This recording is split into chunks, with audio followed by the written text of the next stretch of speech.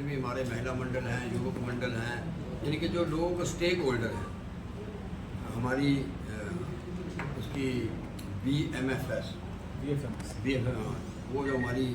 चाहे वो KFW के अंतर्गत हो, चाहे वो पर्यावरण और इकोलॉजी को एनवायरनमेंट, ना केवल ये, जितनी भी और NGO जो काम करती हैं उनको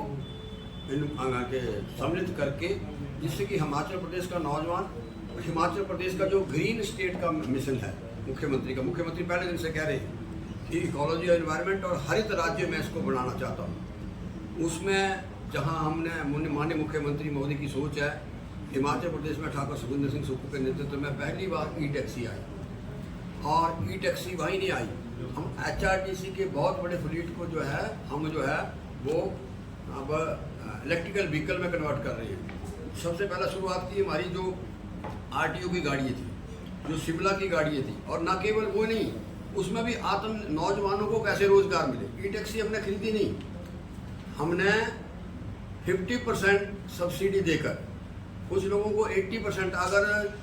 40 लाख रुपए की गाड़ी आती तो 20 लाख रुपया सरकार ने विधानसभा के अंदर कानून पास किया,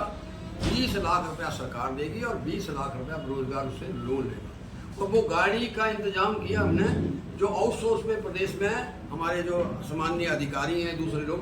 उनको कोई जल शक्ति विभाग में, कोई वन विभाग में, कोई ट्रांसपोर्ट विभाग में, जिससे कि इकोलॉजी और एनवायरनमेंट को किस तरीके से,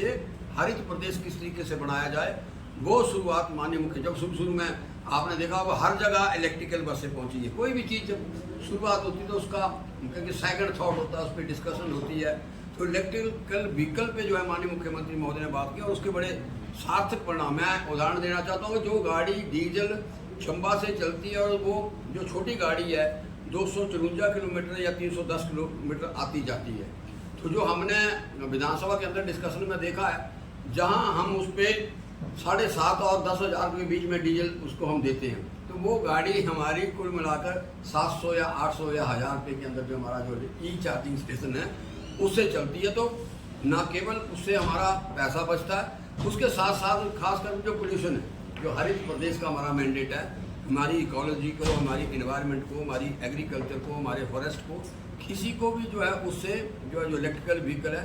कोई भी उससे डिस्टर्ब नहीं होती है। उसी के साथ साथ जो हरित प्रदेश का दूसरा हमारा मैंडेट था वो था राजीव गांधी वन संवर्धन योजना, जिसके अंतर्गत आजकल हमारा वृक्षारोपण का कार्यक्रम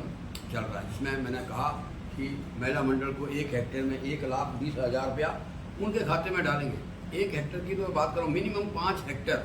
और वो ही उसकी देखभाल करेंगे, और ना केवल 1 साल के लिए, पूरे 5 साल के लिए। और ये बहुत बड़ा मैं चाहूँगा जो हमारा पब्लिक रिलेशन का जो हमारा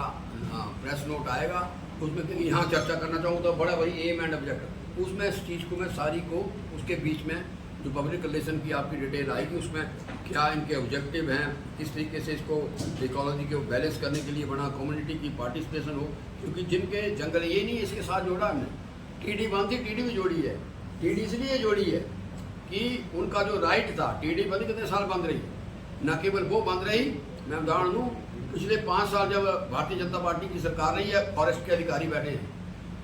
FCA का केस एक केस जो है वेट होने के लिए सुप्रीम कोर्ट में जाता था। माननीय मुख्यमंत्री महोदय आए, स्पेशल एडवोकेट जनरल और सेक्रेटरी फॉरेस्ट को और वहाँ के अधिकारियों को बैठाया गया, और 1 महीने के अंदर अब FRA और FCA की जो है आपकी जो केसेज हैं वो डिवीजन लेवल पर, सर्कल लेवल पर, बड़ा कोई केस हो उसको अब आपका नोडल अफसर है संजय सूद है ना, नोडल लेवल पे नहीं तो बहुत ही बड़ा केस होता, अब जो है हमारे वहाँ सत्यजीत नेगी जी बैठते हैं उधर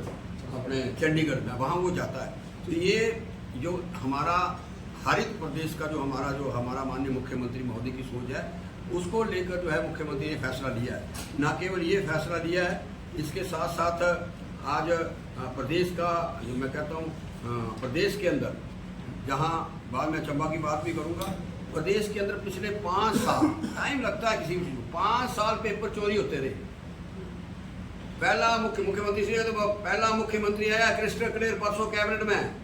जो मर्जी जितना बड़ा सरमाएदार होगा एक्ट लेके आ गया और परसों कैबिनेट में अप्रूवल दे दी। जो भी 5 साल में 29 केसेज ऐसे हुए जिसमें हिमाचल प्रदेश के लोगों को हजारों युवाओं के साथ लोग पुलिस में भर्ती होते थे चुगान में, फॉरेस्ट में भर्ती होते थे और चुपचाप एक माफिया ऐसा था जो आज भी 6 आदमी जेल के सलाखों के अंदर हैं कि नौजवानों के साथ अन्याय ना हो, कानून लेके आए, जैसे कोई पकड़ा जाएगा मिनिमम 3 साल की सजा। ये पिछले